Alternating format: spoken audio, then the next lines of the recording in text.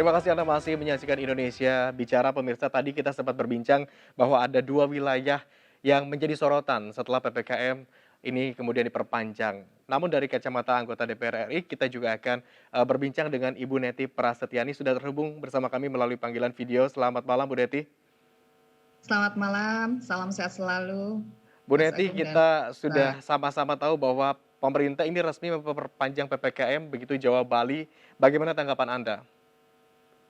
Ya, tentu saya, kembali mengingatkan pemerintah ya untuk menggunakan dasar, pembuatan kebijakan atau perpanjangan PPKM ini pada Undang-Undang, Wabah Menular dan Mhm. juga Undang-Undang Kekarantinaan Kesehatan ya Nomor 6 Tahun 2018. Jadi karena memang pandemi ini basisnya adalah kesehatan, maka memang yang kita minta pada pemerintah adalah indikator dan parameter kesehatan yang jelas dalam menggulirkan kebijakan kalau sekarang ini dalam memperpanjang PPKM.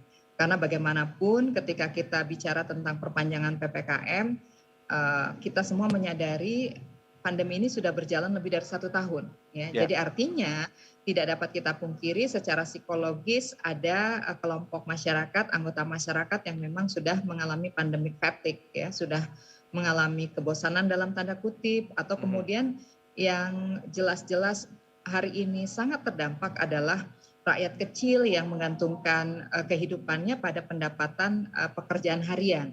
Nah, Mhm. ini kan tentu menjadi satu pertimbangan yang harus dikaitkan dengan kebijakan yang diambil oleh pemerintah. Itu yang pertama.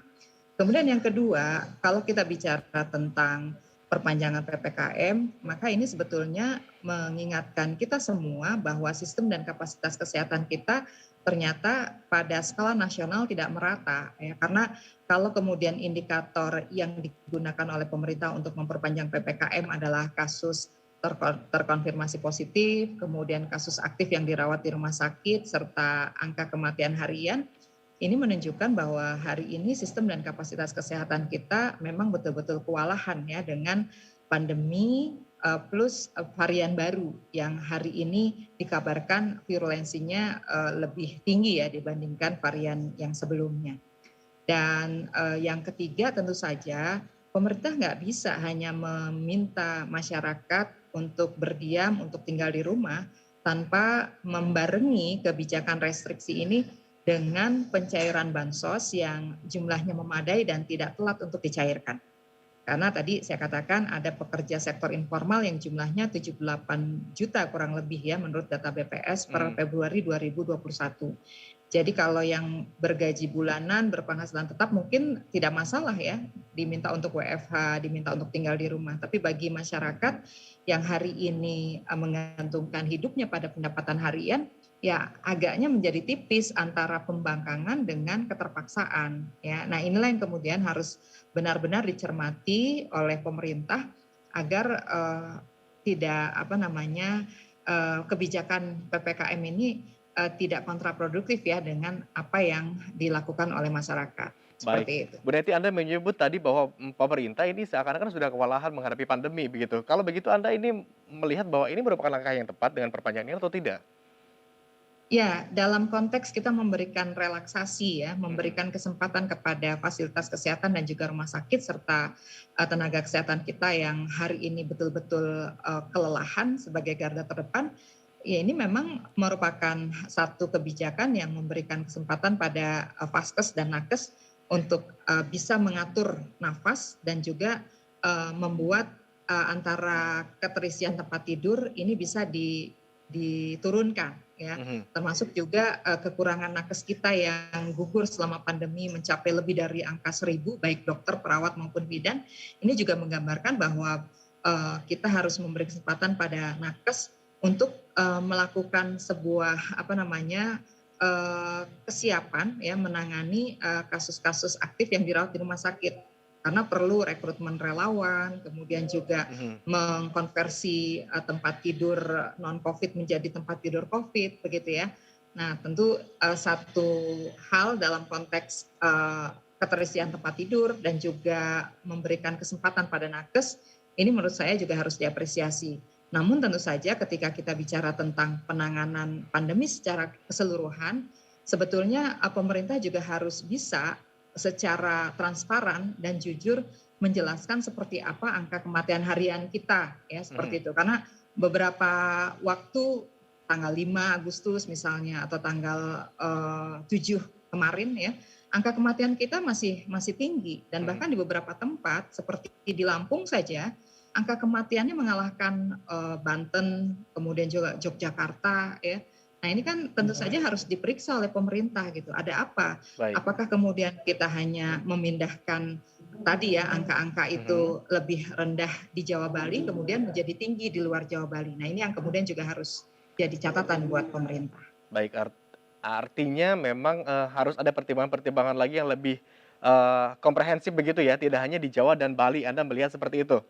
Betul, betul. Dengan angka Karena kematian yang memang ini ternyata masih tinggi, kemudian juga ya, diperpanjang PPKM dengan berbagai leveling, ada level 2, 3, dan 4 begitu. Tapi sekarang seakan ada relaksasi nih, Bu Neti, termasuk juga uji coba, pembukaan kembali pusat perbelanjaan atau mall.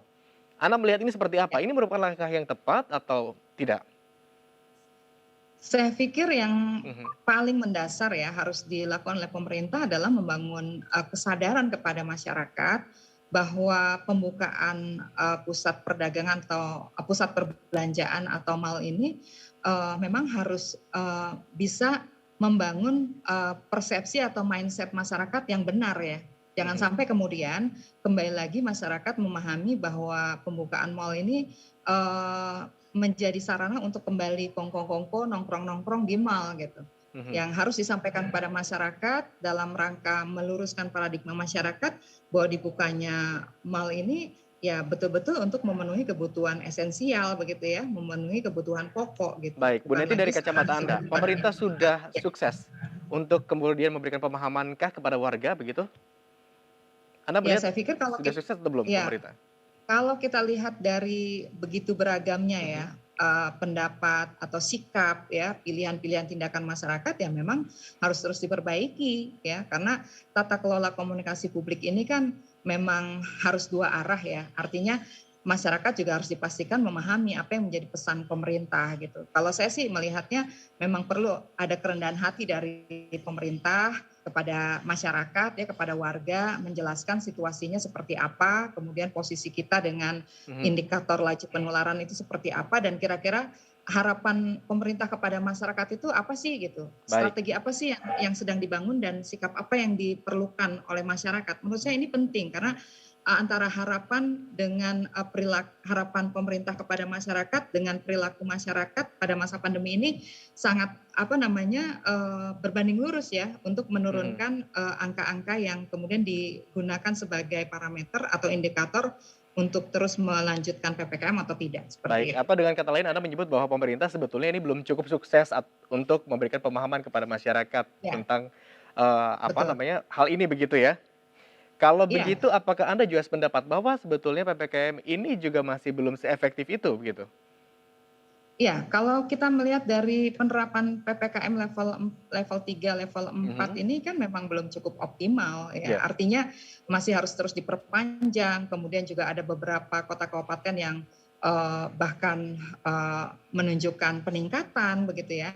Nah, ini kan mhm, gambaran betapa ada berbagai aspek ya, bukan hanya kemudian kita bicara angka-angka, tapi juga pendekatan sosiokultural ya, termasuk juga memeriksa kembali seperti apa kebijakan yang digulirkan. Ini penting ya. Kenapa? baik. Karena kebijakan mungkin baik di atas kertas, tapi kemudian ketika kita Implementasinya begitu? implementasikan, nah ini tentu nggak semudah ya, nggak semudah Baik, ketika kita memformulasikan kebijakan itu. Nah, oleh karena itu kita perlu melakukan pendekatan secara khusus kepada masyarakat, apalagi indeks literasi masyarakat kita kan sangat beragam begitu. mhm, Belum lagi kalau kita bicara tentang masyarakat yang hari ini sangat akrab dengan kemajuan teknologi informasi ya, ada mhm, infodemik, ada berita hoax. kemudian ada panggung buat orang-orang yang menyebarkan hoax. Nah, ini hal hal seperti ini yang menurut saya memang harus dapat dikendalikan oleh pemerintah, karena saya meyakini pemerintah dengan segala sumber dayanya, dengan diskresinya mengeluarkan kebijakan dan regulasi,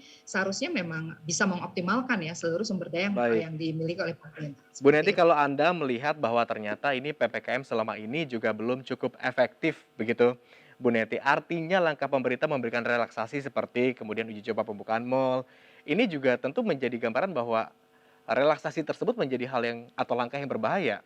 Begitu Anda, menilainya? Iya, ya menurut saya memang ini harus harus Mhm, betul-betul berangkat dari data yang akurat dan kemudian kalau menurut saya memang jangan kemudian ada kegalauan antara kesehatan dengan ekonomi mhm. begitu ya. Jadi artinya begini, mana sih yang betul-betul memang sudah disebut atau sudah masuk zona yang aman atau zona hijau begitu ya. Jadi jangan kemudian yang namanya kebijakan ini uji coba gitu ya. Mhm. Kenapa? Karena kita nggak mungkin lagi melakukan kesalahan yang sama atau mengulang kesalahan yang sama pada pilihan-pilihan kebijakan sebelum PPKM darurat, PPKM level 4 dan perpanjangannya dilakukan seperti itu. Bagaimanapun ketika kita lihat pada tanggal 15 Juli ya mungkin ya pada saat itu kan semuanya melonjak luar biasa. Nah, kita Mhm. tidak ingin bahwa hari ini anggaran yang kita gulirkan untuk pemulihan ekonomi ternyata juga tidak berbanding lurus ya pada upaya penyelamatan SDM kita yang ke depan memang kita harapkan akan terus menyokong pembangunan nasional kita. Nah, ini kan menurut saya menjadi kerugian yang besar seperti itu. Baik, kita sama-sama berharap bahwa pemerintah ini juga sudah melakukan pertimbangan dari berbagai aspek begitu ya. Betul, Mudah-mudahan betul. kebijakan yang baru diketok palu kemarin itu juga menjadi kebijakan yang cukup bijak dalam menangani pandemi COVID-19 di Jawa, Bali, termasuk juga di tanah air. Terima kasih Bu Neti atas waktunya. Iya, sama-sama. Terima kasih. Baik. Salam sehat selalu. Dan pemirsa, kita juga masih akan berbincang terkait perpanjangan PPKM di wilayah Jawa dan Bali ini seperti apa dari kacamata seorang epidemiolog. Tetaplah bersama kami di Indonesia Bicara.